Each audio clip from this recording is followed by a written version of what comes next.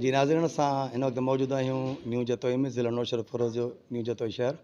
ऐं तव्हांखे ख़बर आहे त हिन वक़्तु न्यू जतोई शहर पाकिस्तान जी मीडिया हुजे या इंटरनेशनल मीडिया हुजे, सभिनी ख़बरुनि जो ज़ीनत बणियलु आहे। उन जो कारण आहे असां हितां जी शहर जो शख़्सियत ऐं पाकिस्तान जो साबिक़ु वज़ीर अज़म जनाब ग़ुलाम मुस्तफ़ा ख़ान जतोई जो फ़र्ज़ंद जनाब ग़ुलाम मुस्तफ़ा ख़ान जतोई जे ख़िलाफ़ु जेके कूड़ा केस थिया ऐं जेका जिदोजहद माण्हुनि कई ऐं जिदोजहद जेके हिन जे घर वारनि कई ऐं जेके नौजवान आहे सिंध जा, ख़ासि करे नौशहर ज़िलो जा, पर पूरी सिंध कराची खां कश्मीर ताईं ऐं जेको आहे सो पंहिंजो एहतिजाज रिकॉर्ड करायो। अॼु असां उन शख़्सियत सां मौजूदु आहियूं। अचो त खांसि पुछूं त साईं जन खे जेको गिरफ़्तार कयो वियो उन संदन कहिड़ो मौक़िफ़ आहे। जी साईं। जंहिं क़िस्म जा केस पूरे सिंध में ठाहिया विया उहो आवाम जे साम्हूं आहिनि। हाणे इहो फ़ैसिलो मां आवाम ते छॾियो आहे त ग़ुलाम सां जो त हीअ बकरी चोरी करे सघे थो, मोटर साइकिल चोरी करे सघे थो, पेट्रोल पंप जी फुर करे सघे थो, 1000 फुट जी फ़ौजी करे सघे थो या कोन थो करे सघे, उहो त सिंध जी आवाम फ़ैसिलो कंदो।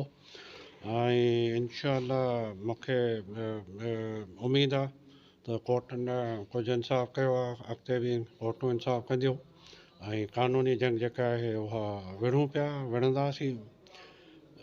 अलाह ख़ैरु कयो आहे, अलाह ख़ैरु कंदो। सर, जीअं त तव्हांजी जेका नेशनल पीपल्स पार्टी आहे उहा GDA जो हिसो रही आहे, पर जेकॾहिं असां ॾिसूं त जेका जिदोजहद हली उन में जेको GDA जो किरदारु रहियो, छा तव्हां उन जे किरदार खां मुतमइन आहियो?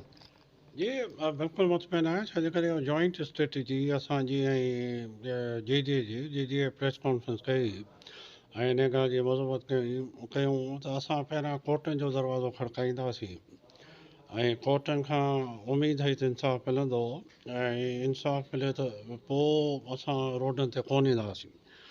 पर अगरि इंसाफ़ न मिले हा त पोइ GDA बि मुतफ़िक़ हुई, असांजी वर्कर नेशनल पीस पार्टी जा बि मुतफ़िक़ आहे, असांजे इलाइक़े जा माण्हू, बिरादरी जा माण्हू, पर सभिनी जो वॾो प्रेशर हो त पोइ असां कॉल ॾेई सघूं पिया ऐं जॉइंट कॉल हुजे हा, उहो जॉइंट फ़ैसिलो हुजे हा GDA असांजो।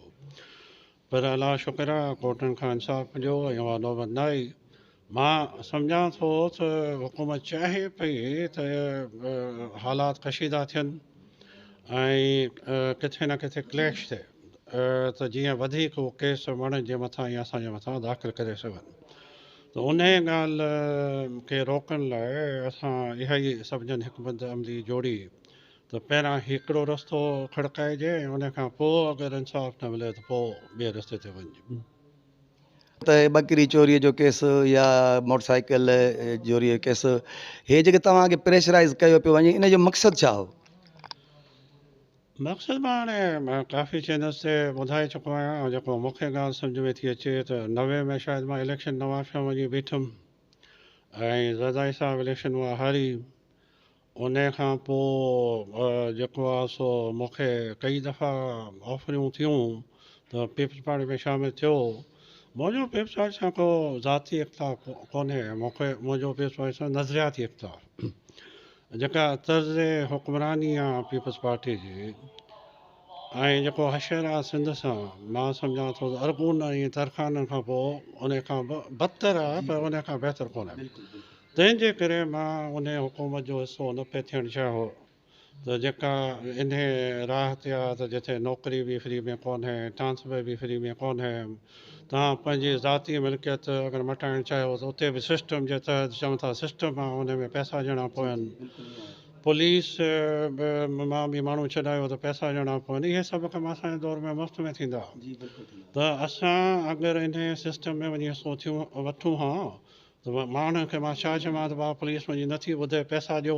माण्हू सम्झंदा मां अधु मां थो रखां ॿियनि वॾेरनि वांगुरु, या त पुलिस खे थो ॾियां। माण्हू खे छा चवंदा नौकिरी लाइ पैसा ॾियो। मूंखे कंहिं ॿुधायो त हिकिड़े MPA पंहिंजे भाइटीअ जी नौकिरी लाइ 80 लख रुपया ॾिना आहिनि। जिथे इहा सूरत हाल आहे त उन हुकूमत जो हिसो मां थी जेको असांजे ख़ानदान जो किरदारु रहियो आहे या तारीख़ कई आहे उन खे दाग़दार कयां, उन खां बहितर आहे त मां फ़ैसिलो कयो मां इन सिस्टम जो हिसो नथो थी सघां। शायदि इहो गुनाह हो मुंहिंजो। अच्छा सर, जॾहिं तव्हांखे नारा जेल में रखियो वियो ऐं हिकिड़े केस मां तव्हां आज़ादु थियो पिया, त वरी ॿिए में ॿियो केस निकिरी पियो अचे, वरी टोटल 8 केस दाख़िल थी विया उन मां अञा इहो हाई कोर्ट जो ऑर्डर निकिरिया त मां सम्झां थो को शइ 4 ते वञी पहुचियां पर उन में टे त हिकिड़ो एंटी करप्शन वारो जज साहिबु उते ई डिसमिस करे छॾियो, 2 केस सस्पेंड करे छॾिया हाई कोर्ट ऐं ATC जेको दादो में वञी केस ठाहियूं उहो बि जेको आहे हिते ATC नालो कढे छॾियो मुंहिंजो, त बाक़ी 5 बचा आहिनि उनखे मुंहुं ॾिबो। अच्छा सर, जेके ही तव्हां ते केस दाख़िल थियनि पिया, पहिरियों त चवंदा बिलावल ज़रदारी जो केस दाख़िल आहे जंहिंमें तव्हांखे गिरफ़्तार कयो वियो, त उन खां पोइ जेके छोटा नंढड़ा केस या जेके मां सम्झां थो त खिल जहिड़ा केस दाख़िल था, त उन में तव्हांखे कंहिंजो किरदारु लॻे थो त इहो जेको आहे इन में केरु मुलविस आहे? आया सिंध हुकूमत आहे? सिंध हुकूमत वज़ीर आला चवे थो त न रियासत जेको आहे सो जो को किरदारु कोन्हे को, ऐं जेको आहे सो इहो तव्हांजे मक़ामी जेके पुलिस केस दाख़िल थियल आहिनि, त तव्हांजो छा चवणु आहे मतिलबु? पुलिस अगरि हिकिड़े ज़िले जी करे आहे त मां चवां त बाबा मक़ामी पुलिस कयो आहे, पर एॾे मुख़्तलिफ़ ज़िलनि में अगरि मक़ामी पुलिस खे ख़्वाबु लधो मक़ामी पुलिस या मक़ामी पुलिस को चवंदा आहिनि भंग पी केस कया, डेफिनेटली हुकुम ते कया।